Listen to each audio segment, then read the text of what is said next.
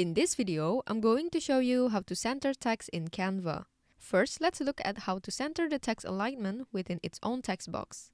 All you have to do is select the text that you want to edit, then go to the top toolbar and click this alignment option. As you can see, there are 4 types of alignments here. The first one is left, the second one is right, this one is center, and the last one is justify.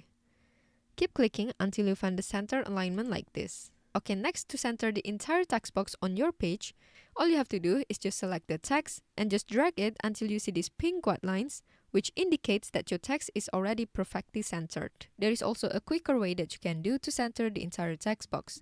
Just select the text box, then go to the top toolbar and click this position option. From here, go to Align to Page section, then click Middle and Center to center the text box in the middle of the page. So that's how you can center text in Canva. I hope you found this tutorial helpful. Please let me know if you have any questions in the comment section below, and I will try my best to help you out.